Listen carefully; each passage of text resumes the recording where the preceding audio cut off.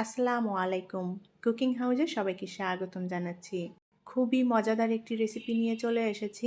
আজকে রান্না করব পুঁই শাকের বিচির চচ্চড়ি বা পুঁই ফল চচ্চড়ি। আর এই পুঁই ফলের চচ্চড়িটা সাদা ভাত দিয়ে খেতে দারুণ লাগে। পিওর বাঙালি একটা রান্না। আমাদের গ্রাম অঞ্চলে যেভাবে এই পুঁই ফলের চচ্চড়ি রান্না করে মাছ দিয়ে, সেটাই আপনাদের সাথে শেয়ার করেছি। আশা করি আপনাদের ভালো লাগবে। প্যানে আমি পুঁই ফল নিয়ে নেব। পুঁই ফলগুলো একটু ছোট টুকরো করে কেটে নিয়েছি। ভালোভাবে ধুয়ে পরিষ্কার করে নিয়েছি পুঁই ফল। পরিমাণ মতো পুঁই ফল নিয়ে নিয়েছি এখানে। আর এখন এর মধ্যে কিছু শিম দিয়ে দেব। শিমগুলো ভালোভাবে ধুয়ে পরিষ্কার করে নিয়েছি আর একটু ছোট টুকরো করে কেটে নিয়েছি।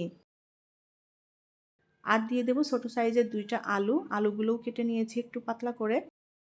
কিছুটা পেঁয়াজ কলি দিয়ে দেব। আর দিয়ে দেব পেঁয়াজ কুচি। এবার দিয়ে দেব রসুন বাটা। কাঁচামরিচের ফালি দিয়ে দেবো। একটু ঝাল ঝাল করে রান্না করব, সেভাবেই মরিচ দিলাম। শুকনো মরিচের গুঁড়া দিয়ে দেবো 1/2 চা চামচ। ধনিয়ার গুঁড়া 1/2 চা চামচ। হলুদের গুঁড়া 1/2 চা চামচ। লবণ দিয়ে দেব স্বাদ মতো। এখন দিয়ে দেব পরিমাণ মতো করে রান্নার তেল।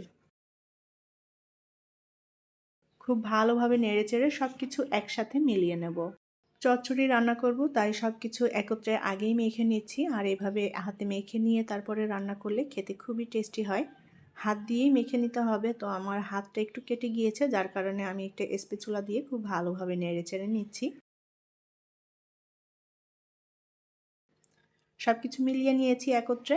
এখন এর মধ্যে দিয়ে দেবো মাছ। আমি এখানে কয়েক টুকরো পেটির মাছ নিয়েছি, ছোট টুকরো করে কেটে নিয়েছি মাছটা। আর নিয়েছি একটা মাথা। আর এখানে আমি রুই মাছ নিয়েছি। যে কোনো বড় মাছ এভাবে ছোট টুকরো করে রান্না করা যাবে, অথবা শুটকি কিংবা ছোট মাছ দিয়েও রান্না করে নেওয়া যাবে। মাছগুলো ভালোভাবে ধুয়ে পরিষ্কার করে নিয়েছি। মাছটা দিয়ে এবার সব কিছু আবারও ভালোভাবে মেখে নেব। পুঁই ফলের এই চচ্চড়িটা খেতে খুবই টেস্টি হয়। পুঁই ফল খেতে অনেকেই পছন্দ করেন, আর এটা অনেকভাবেই রান্না করা যায়। যেভাবেই রান্না করা হোক, পুঁই ফল খেতে ভীষণই ভালো লাগে। চুলার আঁচ অল্প রেখে এখন খুব ভালোভাবে নেড়েচেড়ে এটাকে কষিয়ে নেব। আর কষিয়ে নিলে ফ্লেভারটা খুবই ভালো আসবে। চুলার আঁচ অল্প রাখতে হবে আর বারে বারে একটু নেড়ে দিতে হবে যেন পুড়ে না যায়।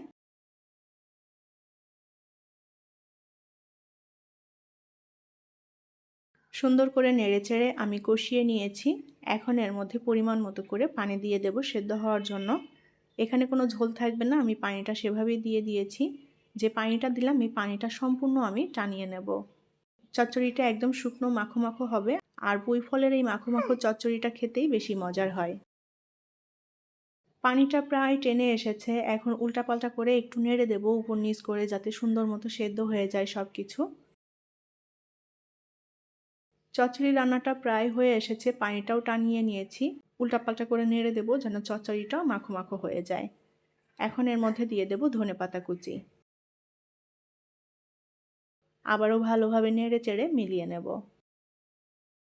পুঁইশাকের বিচির চচ্চড়ি রান্না করা হয়ে গিয়েছে। আমি একেবারে মাখো মাখো করে নিয়েছি। আর এই চচ্চড়িটা এরকম মাখো মাখো খেতেই ভালো লাগবে। রান্নাটা করা কমপ্লিট। এখন এটা নামিয়ে পরিবেশন করব। তৈরি হয়ে গেল অসম্ভব টেস্টি এবং মজাদার গ্রাম বাংলার খুবই জনপ্রিয় খাবার পুঁই শাকের বিচির চচ্চড়ি বা পুঁই ফল চচ্চড়ি।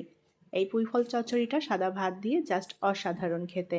আশা করছি আমার আজকের রেসিপি আপনাদের ভালো লেগেছে। রেসিপিটি যদি ভালো লাগে তাহলে প্লিজ লাইক, কমেন্ট এবং শেয়ার করবেন। পরবর্তী রেসিপি দেখার আমন্ত্রণ জানিয়ে বিদায় নিচ্ছি। আল্লাহ হাফেজ।